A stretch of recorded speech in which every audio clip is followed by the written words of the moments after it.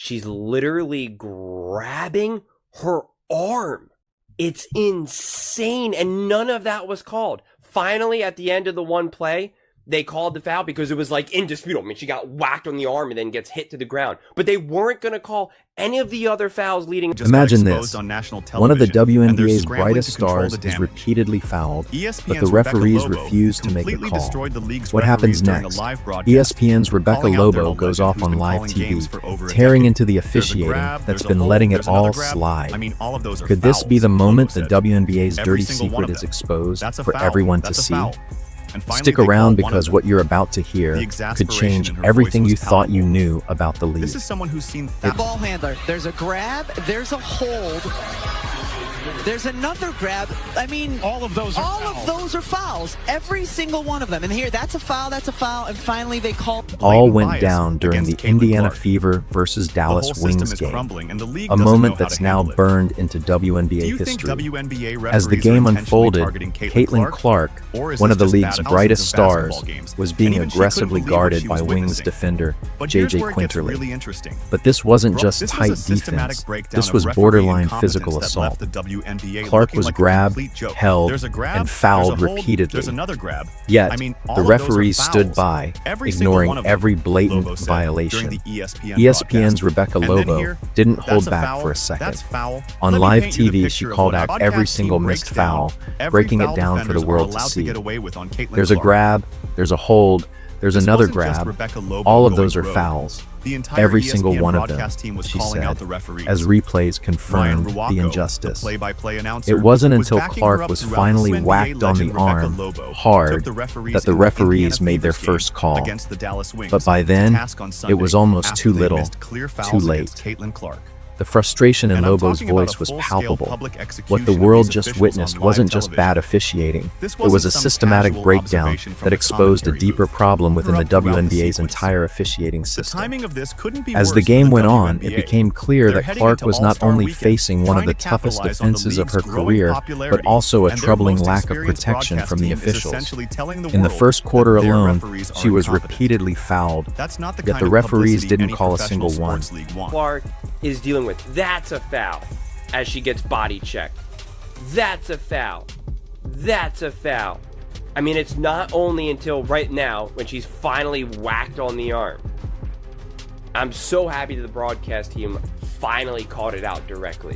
Lobo pointed this out as Clark was shoved, grabbed, and pulled around the court.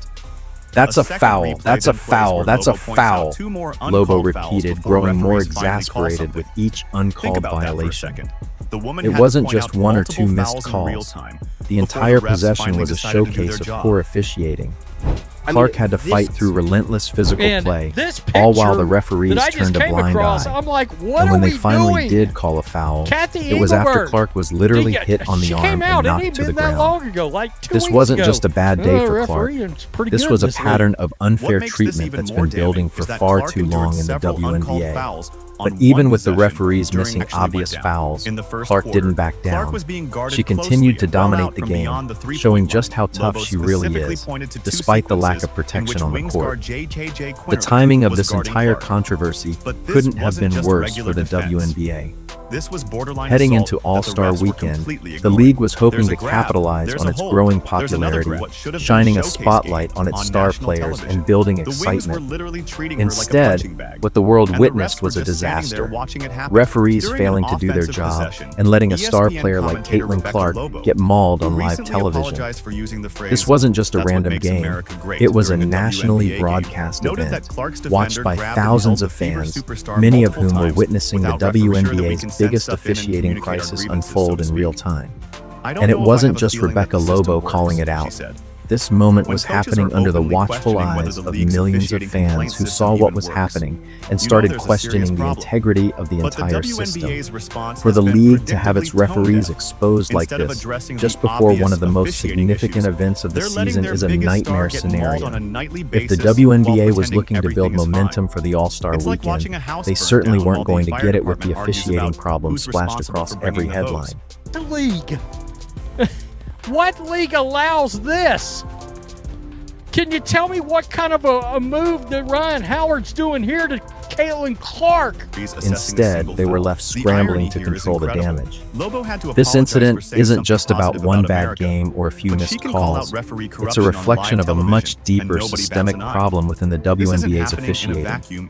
Unlike the NBA, where referees are full-time employees who have a consistent and professional approach to officiating, WNBA referees are part-timers, often working NCAA games during the winter and then switching to a completely different rulebook in the summer. This creates a huge gap in consistency. Imagine asking a soccer referee to suddenly officiate a football game. They wouldn't be prepared, and the results would be disastrous. That's exactly what the WNBA is dealing with. Referees who are juggling different leagues, rule books, and schedules. It's no surprise that the calls are often inconsistent, and it's the players, especially stars like Caitlyn Clark, who end up suffering the most.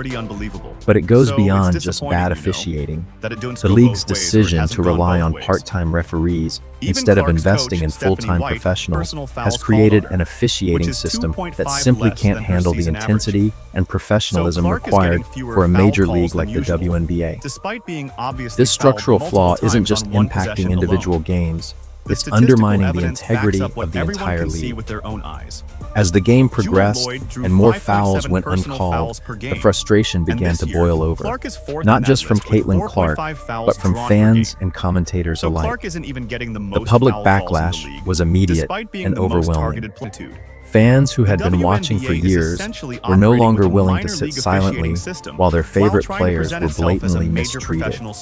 They had been calling out the WNBA's refereeing issues for months, but now they finally had the backing of a respected voice in the basketball world, Rebecca Lobo.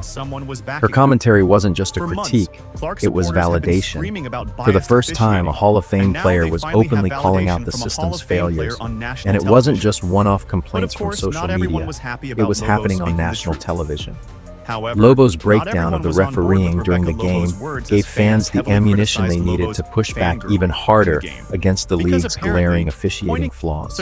But not everyone was happy about Lobo's comments. Some critics accused her of being biased or fangirling for Clark, as if pointing out obvious fouls during a game was somehow inappropriate.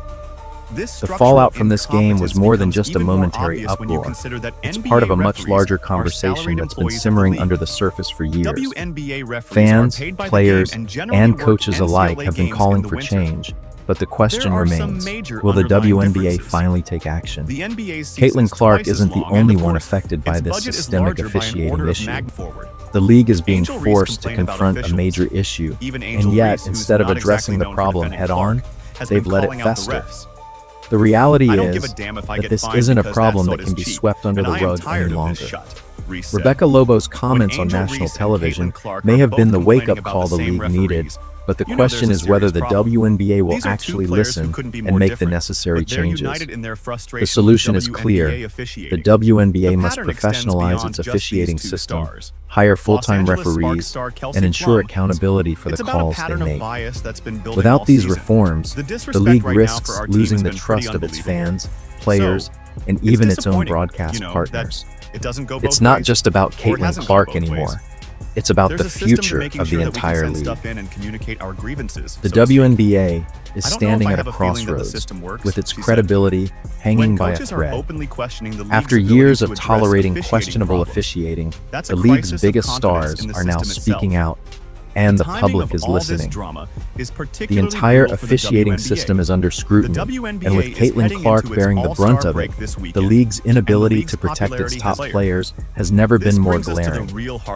What's most troubling is that this issue isn't just a one-off. It's systemic, affecting multiple teams and players, and it's only going to get worse unless real changes are made. The solution is simple: full-time, professional referees who are held accountable for their calls. Yet, the WNBA has failed to take the necessary steps to address this. As much as this controversy centers around Caitlyn Clark, the reality is that what's happening to her is just the tip of the iceberg. The WNBA's officiating crisis is bigger than one player or one game. This is a league-wide issue, one that's affecting the quality of play and the overall experience for fans and players alike. When top-tier athletes like Clark and Angel Reese, who couldn't be more different in style or personality, are united in their frustration with the officiating, it's a clear sign that something is fundamentally broken. The frustration isn't isolated. Players across the league have been vocal about poor officiating, and it's not just hurting the game's credibility, it's physically damaging players. Injuries are becoming more common because referees aren't calling obvious fouls, leading to more physical contact and wear on the athletes. The league needs to take immediate action before the issue spirals further, and before more players get hurt in the name of bad officiating. At the end of the day, the WNBA's reputation is at a crossroads, and the league's response to these ongoing issues will determine its future.